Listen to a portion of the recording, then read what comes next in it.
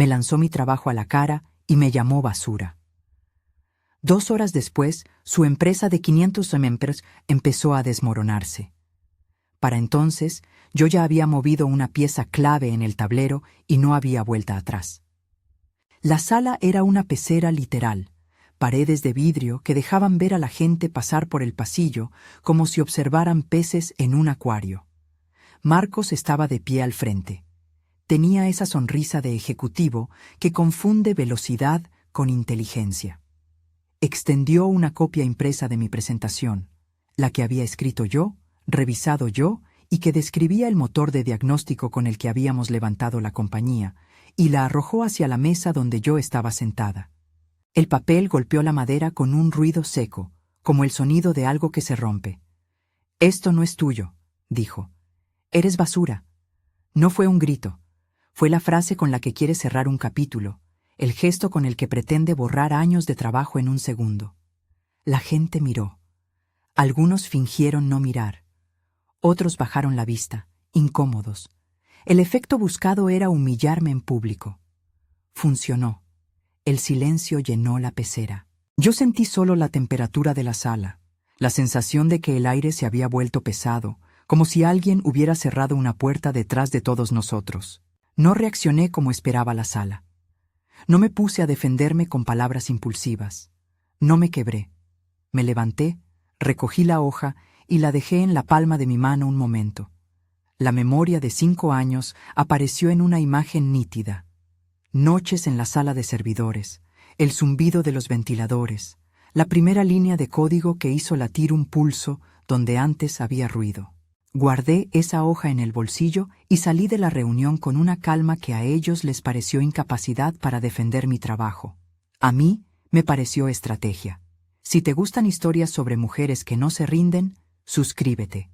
Te prometo que esta no es la versión romántica de una venganza. Es ajedrez en una mesa de cristal.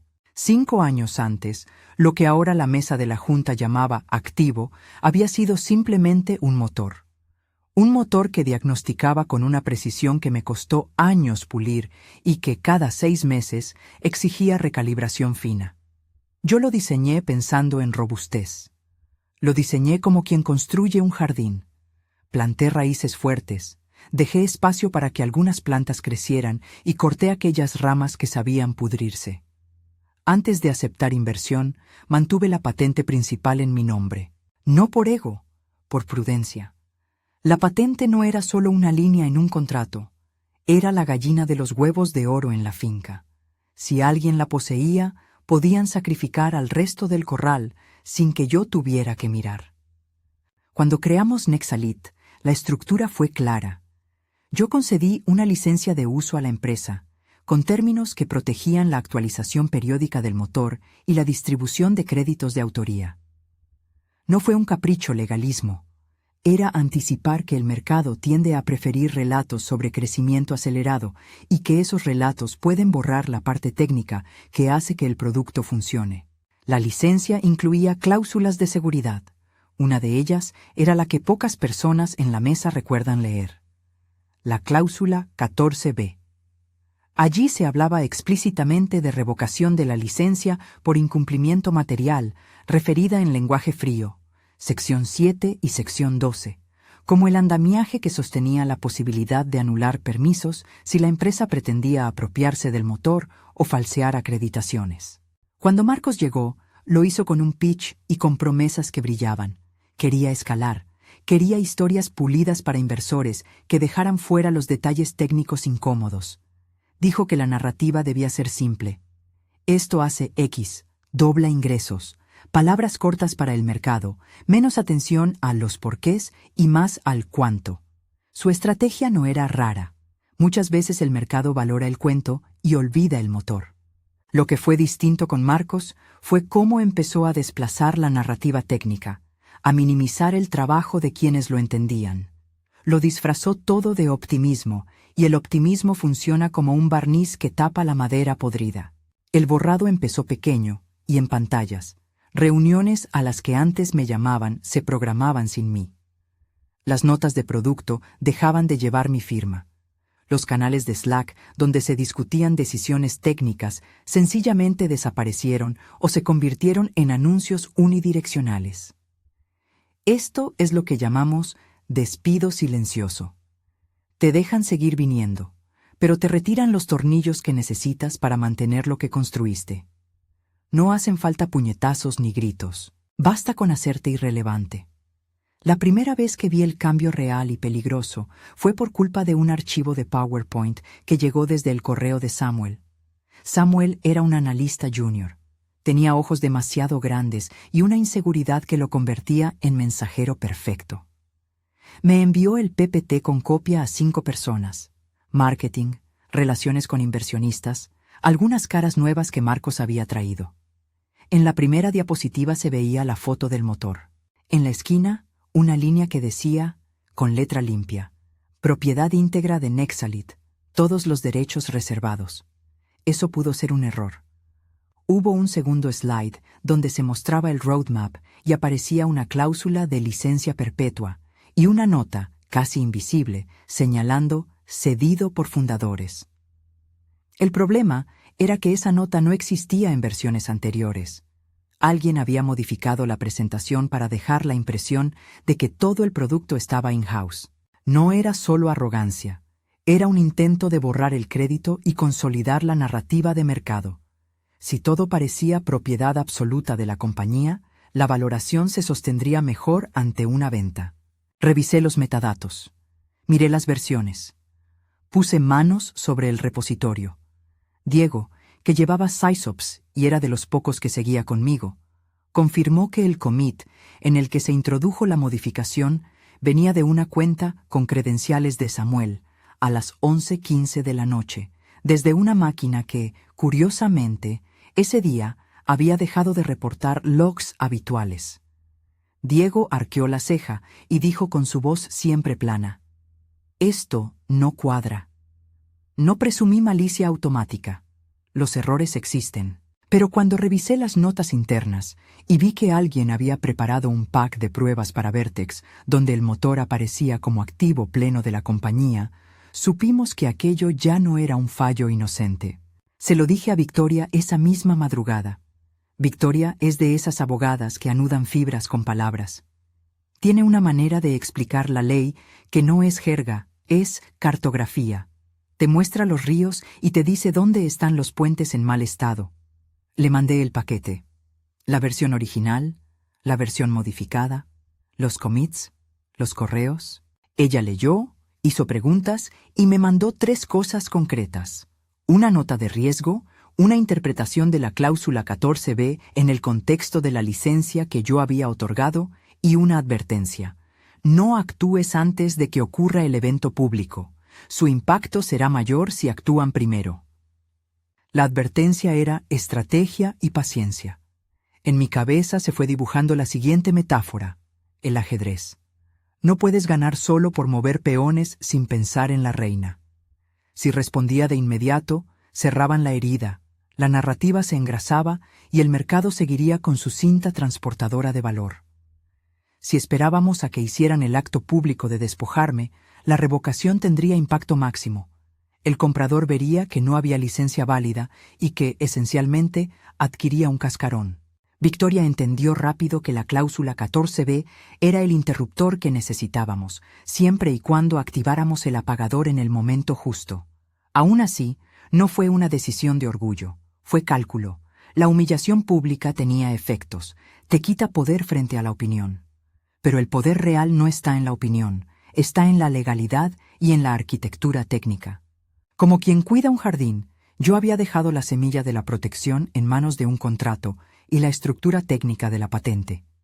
Ahora había que regarla con paciencia. La pecera fue el escenario perfecto. Programaron la reunión para las 11:00 de la mañana. Vertex, el fondo que llevaba conversaciones avanzadas sobre la adquisición valorada en 500 Mayre, había pedido estar presente en la ronda para evaluar.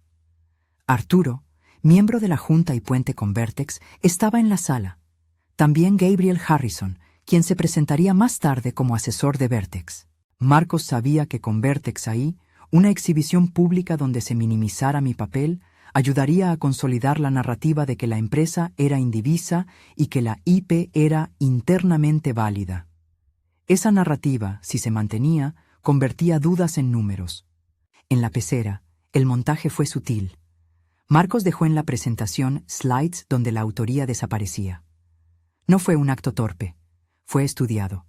Tenía el descaro de quien cree que un buen discurso puede limpiar un borrón. Y cuando pronunció la frase, la lanzó como se lanza un objeto para que deje marca. No fue solo sobre mi trabajo, fue sobre mi persona. Eres basura, dijo, un golpe directo a mi reputación. Lo hizo con la frialdad calculada de quien cree que la moral y la técnica son accesorios. Salí de la sala con la diapositiva en el bolsillo porque había algo en esa hoja que les iba a estorbar. No era la tinta. Era la firma, la cadena de custodia, los metadatos y la patente. La hoja era prueba tangible. Pero la prueba no se usa como un arma en caliente. Se usa para activar procedimientos previstos. A las 11:03 de la mañana, apunto la hora, porque pueden intentar borrarla de la memoria con muchas historias después. Le pedí a Victoria que preparara la notificación formal. La cláusula 14b, decía ella, podía ser invocada por incumplimiento material de los términos de la licencia. La modificación de la presentación y la representación hacia Vertex podían constituir dicho incumplimiento. La presentación fraudulenta alteraba la buena fe y la representatividad de la licencia.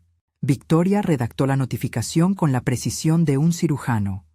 Referencias a la sección 7, la sección 12, la cláusula 14b, el detalle exacto del incumplimiento y la revocación formal. Me pidió confirmar que deseaba proceder. Confirmé. No lo hice antes de la humillación pública por motivos estratégicos, no por venganza. Quería que la revocación tuviera efecto donde más doliera, sobre el valor, sobre la compra que aparecía en los documentos de inversión y que estaba a punto de cerrarse. La revocación no era un truco dramático. Era devolver la justicia a la letra chica que yo había tomado la precaución de escribir. La notificación fue enviada con sellos de tiempo y canales seguros. La enviamos a la dirección legal de Nexalit y por cortesía que no era tal, con copia a Vertex y a los asesores legales que sabíamos que estaban revisando documentación para la adquisición. En la notificación citamos la cláusula 14b de manera literal y referimos a la sección 7 y la sección 12 para que no quedaran dudas. Se trataba de un acto formal, técnico, irreversible en la letra en 24 horas, tal como marcaba el propio contrato que firmamos años atrás. Cuando hicimos clic en enviar a las 11:03, ocurrió algo extraño en mi cuerpo. No fue alivio inmediato, fue una concentración, una especie de silencio interno. Había desatado un mecanismo que podía destruir la narrativa que Marcos había intentado construir en horas. Era ajedrez. Había sacrificado una pieza menor para ganar la partida más adelante. Pero también era jardinera que corta una rama para que el árbol no enferme. En las horas posteriores, sentí cómo las conversaciones en los pasillos se volvían susurros más que murmullos. La gente empezaba a mirar los documentos con otro tipo de atención, como si la tinta hubiera recuperado su gravitación. Diego me envió un mensaje corto. ¿Estás bien? Respondí con 2 palabras que tenían más que un gesto. Estoy lista. Victoria trabajaba en la trastienda, afinando las copias y contactando a los asesores. Samuel dejó de tener esa sonrisa de quien entrega cartas para otros. Su rostro se tensó cuando supo que su correo había sido la chispa. No es que esperáramos un efecto inmediato de millones. La revocación entra en vigencia 24 horas después del aviso por disposición contractual. En ese lapso, todo puede pasar. Vertex podía revisar, confirmar que la licencia se había revocado y, como reacción racional, pausar la adquisición. O podía mirar para otro lado y seguir adelante, con riesgo. Lo que no podía hacer era ignorar la notificación. Una vez recibida, los asesores deben considerarla, y si confirman que hay un incumplimiento material, la valoración cambia como un paisaje en tormenta. Mientras tanto, dentro de Nexalit, la moral se desmoronaba por fases. Algunos miembros del equipo se acercaron y dijeron cosas a media voz, que Marcos había actuado mal, que el gesto era innecesario. Otros, los que aspiraban a la narrativa, la apoyaban. Tenemos que mostrar coherencia al mercado, decían. Pero la coherencia sin honestidad es teatro. Yo había preferido que el teatro se convirtiera en evidencia. En mi escritorio, que antes había sido pequeño y acogedor, se sentía un silencio metálico. Mi suculenta planta que había sobrevivido a muchas noches sin riego, ahí seguía, dejando claro que la vida puede adaptarse con poco. Miré la hoja con la presentación modificada. Sabía que si la adquisición se mantenía sin una licencia válida, Vertex compraba sombras, la infraestructura, los contratos de clientes, la promesa, pero no el motor que hacía que todo funcionara. La cláusula 14b no era un martillo, era un espejo que mostraba la verdad contractual. Pensé en la gallina de los huevos de oro otra vez. Un comprador paga por lo que cree tendrá rendimiento seguro. Si ese rendimiento depende de una licencia que ha sido revocada o comprometida por representaciones falsas, el precio pierde sentido. No era una cuestión emocional, era matemática contractual. Era, en lenguaje llano, riesgo que desciende al encontrar que el activo que supuestamente es comprado no existe en los términos prometidos. Minutos antes de que terminara el día, Gabriel Harrison, el asesor ligado a Vertex, me llamó por primera vez. Habló con cortesía profesional. Preguntó por detalles, por cómo habían ocurrido las modificaciones. Le dije lo que podía decir, qué había observado, los commits, la hora del cambio y la relación de los documentos. Él escuchó, anotó y prometió confirmar internamente. No prometió nada más. Eso era todo lo que podíamos obtener. Un reconocimiento de que la pieza había sido puesta sobre la mesa. Regresé a mis cosas y me preparé para la espera. En lo personal, no fue fácil. La humillación en la pecera dejó una marca. Pero la paz que sentí vino de otra parte. No me encontraba impotente. Había activado un mecanismo que, por diseño, protegía lo que era mío. Esa noche tuve pocas ganas de dormir. Repasé la línea de tiempo. El commit a las 11:15, la presentación a Vertex con la diapositiva modificada, la humillación en la pecera, el aviso enviado a las 11:03. En mi cabeza, las metáforas se sucedían. Era ajedrez y jardín. Era la gallina cuyo valor solo se mide si alguien puede demostrar que es de ellos. Yo había dejado la jaula abierta para que la verdad, finalmente, pudiera ser vista. A la mañana siguiente, la sensación era distinta. El correo había estado activo toda la noche. Mensajes cruzados. Unos pocos tabloides internos especulaban. La calma parecía colarse por debajo de la superficie. A las 9:00, Diego me adelantó que algunos servicios de la compañía habían empezado a mostrar alertas de auditoría interna. Gente buscando versiones, currículos, evidencias. El pulso técnico había cambiado de ritmo. Ya no era solo depuración, era protección de activos. Me senté frente a la ventana que daba al pasillo y pensé en la próxima etapa, la reacción del mercado. Si Vertex decidía pausar la adquisición, la valoración caería y la Junta tendría que rendir cuentas a sus miembros. Arturo, quien era puente con Vertex dentro de la Junta, tendría que justificar lo ocurrido. Marcos, cuya estrategia había sido mantener una narrativa simple y limpia, ahora enfrentaba una guerra de transparencias. No era un asunto personal, era un asunto de contratos y de confianza. Antes de recibir la llamada que determinaría todo, la que aún no había llegado cuando cerré mi laptop, me permití una breve sonrisa seca. Había jugado una partida meses antes, cuando redacté la licencia y me aseguré de que la cláusula 14b fuera operativa. Algunos pueden llamarlo paranoia contractual. Yo lo llamo prevención. En los negocios, las reglas importan más que las palabras bonitas. Esperé, como se espera en ajedrez, con la calma de quien sabe que el siguiente movimiento no es una reacción, sino la ejecución de una estrategia preparada. El día estaba apenas empezando. Dentro de mí, un jardín entero se preparaba para la regeneración. La mañana en que la cláusula 14b dejó de ser una línea pequeña en el contrato y se convirtió en un movimiento concreto en el tablero, todo se sintió distinto. Los pasillos que antes murmuraban se convirtieron en un rumor que subía como una marea. No fue un estallido único. Fue una serie de pequeñas olas que, juntas, sacudieron la estructura. A las 8 en punto, antes de que la mayoría se presentara, recibí un correo sin asunto de Gabriel Harrison. Necesito hablar. No venía de él directamente. Era una copia filtrada a través de su despacho. El mensaje tenía la contención de quien trata con dinero ajeno, preguntas precisas, solicitud de documentación, la clásica cláusula de «esperamos su confirmación». Respondí con los logs y los commits que Victoria ya había adjuntado a la notificación, sin añadir dramatismo. No era momento de discursos, era momento de datos.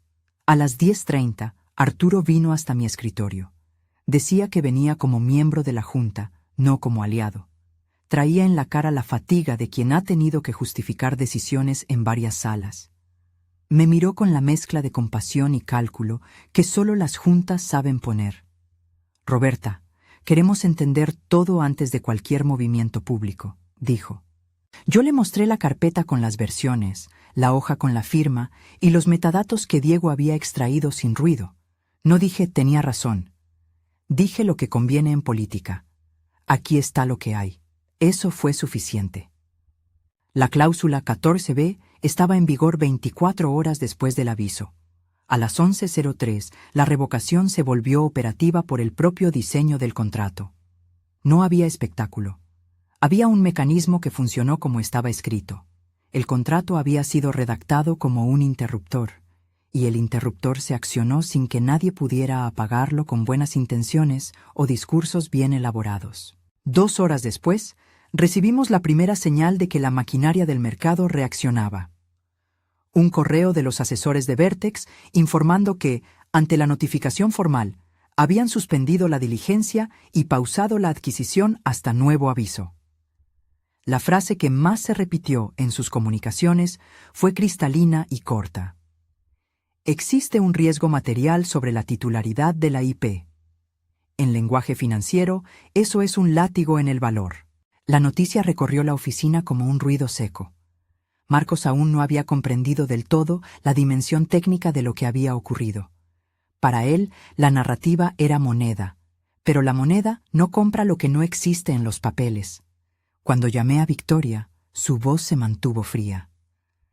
La respuesta de Vertex era previsible, dijo. Lo que viene ahora es la presión de la Junta y la búsqueda de culpables. Añadió algo con una mezcla de ironía y satisfacción. Y también viene la confirmación de que la cláusula 14b no es ornamental. Poco después, la Junta se convocó de forma imprevisible. Fue una de esas reuniones que no admiten pausas ni medias tintas. Arturo pidió presencia de Vertex por videoconferencia. Gabriel Harrison entró con la formalidad que corresponde a quien representa a un potencial comprador de 500 Steelpenners. La sala, la misma pecera que había contenido mi humillación el día anterior, ahora era una cámara de verificación. Todos miraban los documentos, no a las personas. Gabriel fue directo. Habló como quien revisa activos y no historias. Explicó que, tras recibir la notificación y verificar la cláusula 14b junto con sus asesores, consideraban que el riesgo contractual era suficiente como para detener la adquisición. Dijo la frase que nadie en la mesa olvidaría. Sin una licencia válida, lo que se pretende comprar pierde su sustento.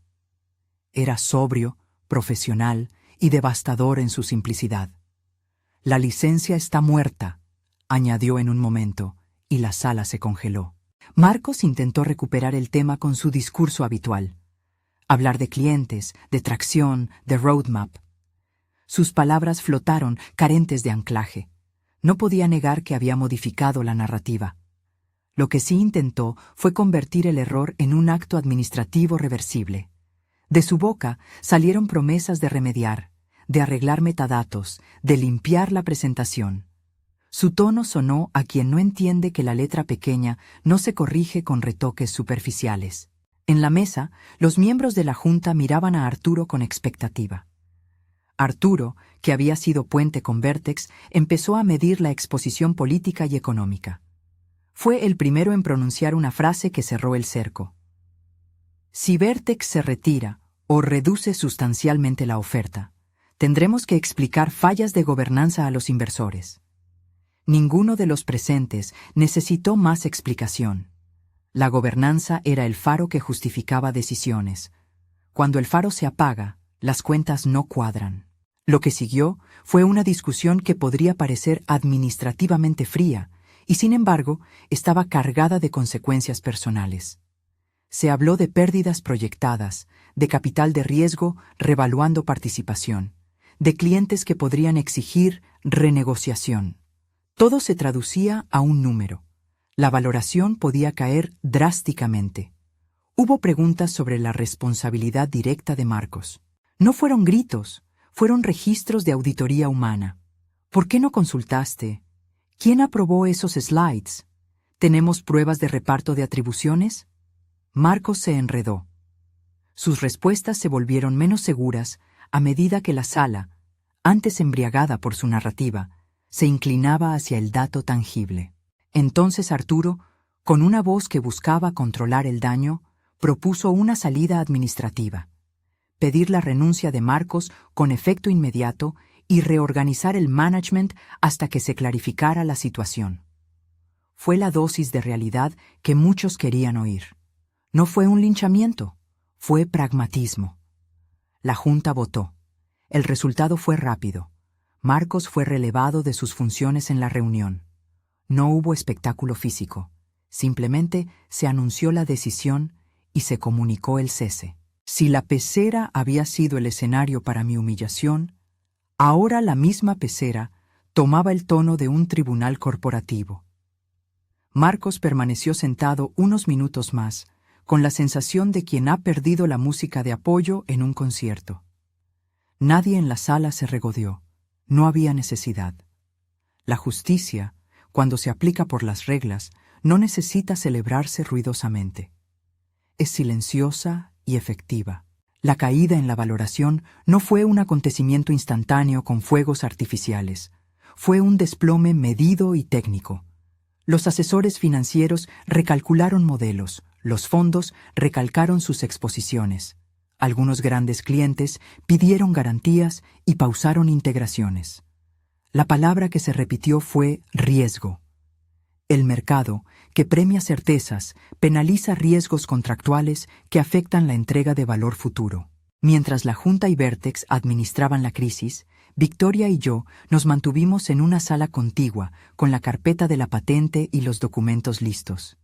Ella negociaba con la fría cortesía de quien sabe que las palabras en un contrato valen tanto como las firmas. Les dijimos lo que era innegociable: la propiedad intelectual y las condiciones de la revocación según la cláusula 14b y las secciones 7 y 12 que la sostienen. Nuestro objetivo no era destruir a la compañía. Era asegurar que lo que yo había creado no quedara en manos de quien lo hubiera usurpado. En términos prácticos, buscamos transferir la IP a una entidad controlada por mí, o, en su defecto, forzar una solución que reconociera la titularidad de la patente. Hubo minutos de tensión notable. Asesores de Vertex dijeron que querían mitigar el riesgo y que, si había una forma de que la licencia se restableciera bajo condiciones claras, lo valorarían. Era una argucia financiera. La silla opuesta a la nuestra estaba llena de gente que quería convertir una crisis en oportunidad. Esa conversación la controló Victoria con mano experta. Ella dejó claro que la revocación se había dictado por un incumplimiento material representado por la modificación fraudulenta de la presentación y que la letra del contrato no admitía arreglos improvisados sin una reescritura y una compensación clara. La pieza decisiva vino de un lugar improbable: los clientes. Un día después de la pausa anunciada por Vertex, varios clientes clave pidieron garantías formales. No querían discursos, querían claridad contractual. Eso inclinó la balanza. Para preservar cualquier expectativa de negocio, la Junta tuvo que plantearse una solución rápida. Fue entonces cuando se habló por primera vez de una transferencia ordenada de activos. Separar la IP del resto de Nexalit y permitir que la tecnología principal saliera con su creadora. No fue una transferencia gratuita, Hubo condiciones técnicas y financieras, pero la idea que la IP no podía quedar en una empresa cuya licencia había sido revocada, comenzó a ser aceptada como la menor de varias malas opciones. Negociar la transferencia fue un ejercicio de ingeniería de contratos. Victoria puso las condiciones: reconocimiento de la titularidad de la patente, transferencia de registros de custodia, una cláusula de no competencia limitada por tiempo y mercado, y la posibilidad de que el equipo técnico acompañara la transición para no dejar a los clientes en riesgo. Diego, por su parte, hizo el inventario técnico. ¿Qué repositorios, qué accesos, qué claves eran necesarios para reconstruir la operación en un nuevo vacío jurídico? Diego había sido la columna vertebral. Sin su trabajo silencioso, la IP sería un esqueleto sin músculo. Hubo un momento de negociación en el que Gabriel Harrison propuso una solución alternativa. Vertex podría adquirir una licencia exclusiva si se establecían garantías adicionales y una auditoría independiente que confirmara la viabilidad técnica. Era una propuesta razonable desde su perspectiva. Pero esa alternativa implicaba depender de la buena voluntad de una junta que había demostrado poca atención a la propiedad intelectual y de un CEO que había intentado consolidar control narrativo mediante modificaciones. Victoria, con su franca precisión, respondió: la licencia puede ser una opción, siempre que la titularidad sea reconocida y no exista evidencia de falseamiento en las representaciones hechas a inversionistas. Traducido: no aceptábamos licencias bajo duelos de narrativa. Queríamos claridad legal. Finalmente, el acuerdo que se alcanzó fue pragmático. Nexalit aceptó realizar una transferencia ordenada de la patente a una entidad que yo controlaría, a cambio de condiciones que preservaran la continuidad del servicio para clientes actuales durante un periodo limitado de transición. Además, quedó establecido que ciertos recursos humanos y contratos de mantenimiento se renegociarían para permitir que el equipo técnico se moviera sin perjuicio. La cláusula 14b quedaría como precedente y constaría en la comunicación a inversores. Una lección de gobernanza. No era una victoria absoluta, fue una salida que protegía lo esencial, la propiedad intelectual. La transferencia no fue un proceso instantáneo, pero sí fue inexorable. Firma tras firma, paso tras paso, los documentos se movieron de un lado a otro. Hubo finiquitos, acuerdos de confidencialidad y promesas de no represalias. Todas esas frases que suenan a burocracia, pero que, en la práctica, consolidan el nuevo mapa de control. Hubo también conversaciones personales. Marcos intentó negociar con matices. Ofreció renuncias a ciertos bonos, a ciertos contratos. Su rostro dejó ver que entendía que había perdido el timón. No hubo humillación pública por mi parte. No me interesaba dar la satisfacción. Retribuir la misma moneda a otro no restaura lo perdido. En las semanas que siguieron, Nexalit se desarticuló en varios frentes. Parte del equipo se fue con indemnizaciones, otros permanecieron por contrato de transición, y algunos clientes revaluaron su relación. La valoración de la empresa cayó, como se esperaba, y la narrativa de crecimiento quedó en pausa. Para mí, la caída era una confirmación de que la narrativa sin fundamento técnico es frágil.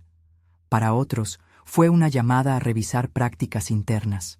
Cuando por fin tuve en mi poder el acto de transferencia, lo sostuve como quien recoge una planta que ha sobrevivido a una plaga, con cuidado y atención.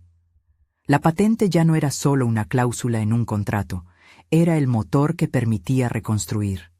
No lo celebré con altavoces ni anuncios. Fue un momento íntimo, Victoria y yo en una pequeña sala de juntas, firmando la última hoja. Me abrazó con algo que parecía orgullo profesional, y yo pensé en el jardín que había dejado crecer con paciencia. Había podado con prudencia para evitar la podredumbre. El equipo se reorganizó. Diego fue el primero en unirse formalmente a la nueva entidad.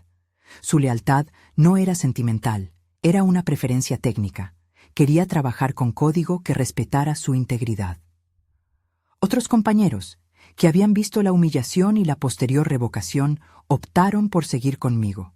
Samuel, el mismo analista cuya cuenta había sido usada inadvertidamente para el commit fraudulento, pasó por una fase difícil. No era el cerebro del plan. Su inseguridad lo convirtió en útil para unos y en chivo expiatorio para otros. Le ofrecí la posibilidad de formar parte del proyecto bajo supervisión y formación. No por redención pública, porque creo que la gente cambia cuando se le dan herramientas para hacerlo. El fin de Nexalit, tal como lo habíamos conocido, fue un colapso silencioso. Los medios que cubren startups hablaron de gobernanza y de riesgo contractual. Algunos inversionistas meditaron sobre el valor real de activos intangibles. No hubo titulares de venganza. Eso no es lo mío.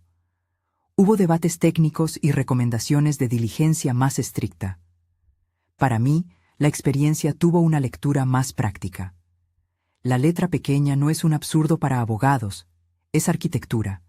Al salir del edificio por última vez con una caja y mi suculenta, sentí algo similar a la calma de quien cierra una puerta con la certeza de que la casa puede reconstruirse. Las cajas con equipos no son monumentos, sino herramientas. Guardé la suculenta en el coche. Al bajar por el ascensor, pensé en lo que había aprendido sobre el poder y la humildad. Que la primera se cultiva con pruebas y la segunda con paciencia. El proyecto que surgió después no fue una startup de venganza, fue un hito de reparación.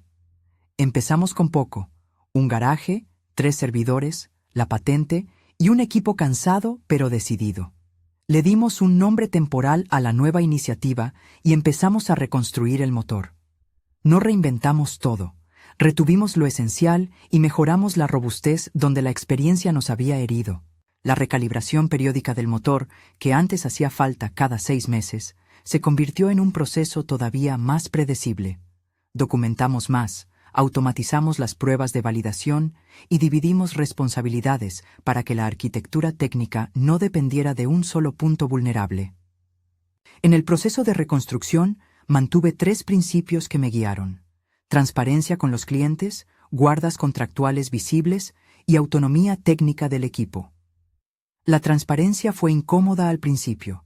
Había quienes temían que contar la verdad arruinara la confianza. Pero descubrimos que los clientes valoran la honestidad cuando viene acompañada de soluciones.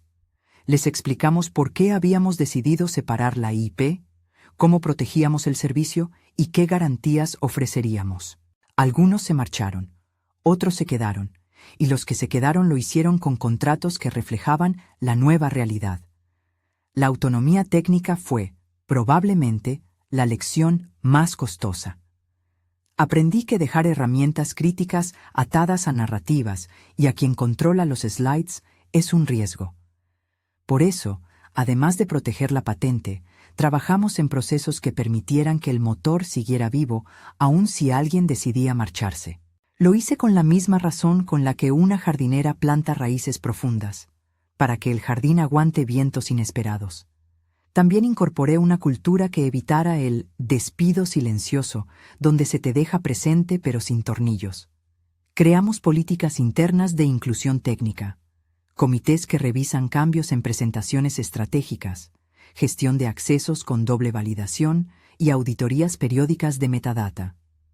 No porque confiara ingenuamente en la gente, porque la estructura debe garantizar la continuidad sin depender de actos de fe. Con el tiempo, la nueva empresa empezó a tomar forma. No éramos una máquina explosiva de crecimiento, sino un proyecto que crecía con la lentitud de lo que se cuida bien. Conseguimos clientes que apreciaban la transparencia técnica. Atraímos talento que prefería el foco en ingeniería sobre el brillo de ventas rápidas. ¿Fue fácil? No. ¿Valió la pena? Sí. Y no porque vengara una humillación, sino porque restauré aquello que era mío por creación. En los meses posteriores, Nexalit cerró una etapa dolorosa. Marcos desapareció del ecosistema de forma rápida. Algunos inversores lo desvincularon por motivos de gobernanza y él quedó en el registro como el CEO que perdió la narrativa. No me interesó monitorizar su caída. No busco la aniquilación de nadie, busco reparar lo que la ambición descuidó. En una ocasión, Meses después, me pidieron dar una charla en un encuentro de fundadoras. Hablé sin rencor. Conté la historia como advertencia y enseñanza. Hablé de cláusulas y de jardinería corporativa. Dije que la cláusula 14b no era un martillo sino un espejo. Muestra lo que fue mal cuando alguien intenta vender sin ver la estructura. Conté también sobre la gallina de los huevos de oro, que una patente no es riqueza instantánea si no se cuida y si no se protege. Hablé de ajedrez, que en los negocios, como en el tablero, hay que pensar varios movimientos por delante. Y sobre todo, expliqué que la arquitectura técnica y la letra pequeña se construyen para sostener a quienes crean, no para conspirar contra ellas. A menudo me preguntan si hubiera preferido no pasar por la humillación. La respuesta es complicada. Nadie desea la humillación. Sin embargo, quizás sin ella no habría existido la claridad que vino después. La experiencia dejó cicatrices y enseñanzas, cicatrices que recuerdan, enseñanzas que guían. Hoy, cuando entro a la pequeña oficina donde hemos levantado la nueva base, veo a Diego afinando pipelines, a Victoria revisando un contrato y a Samuel, ahora con más experiencia y orgullo, analizando datos con cuidado. La suculenta sigue conmigo en una mesita. Ha sobrevivido trasplantada y eso me demuestra que las cosas pueden adaptarse si se las cuida. A veces trabajo en la sala técnica y miro la ciudad a través de la ventana. Pienso en la gallina de los huevos de oro y en cómo su valor depende tanto de la propiedad como del cuidado. No quiero que esto suene a lección moral absoluta. No existe una única receta para resolver injusticias corporativas. Mi historia es una entre muchas. Lo que sí puedo decir con certeza es que, si construyes algo de verdad, no lo dejes sin guardas. La letra pequeña puede parecer tediosa, pero es la arquitectura que te protege. Y la arquitectura, como el jardín, necesita mantenimiento. Si al final hay una imagen que me acompaña, es la del tablero de ajedrez y del jardín que crece. Moví piezas con paciencia y podé ramas donde hacía falta. No busqué golpear a nadie más de lo necesario. Solo aseguré que el fruto no se lo llevara quien no lo había cultivado. Y si hay una última lección práctica en esta historia, es que la dignidad profesional no se recobra con gritos, sino con actos que la restablezcan donde importa, en la propiedad, en el equipo y en la capacidad de seguir creando. Si esta historia te resonó, déjame un comentario contándome qué parte te impactó más. Hay más relatos sobre mujeres fundadoras y sobre cómo la letra pequeña a veces decide partidas enteras. Gracias por quedarte hasta el final.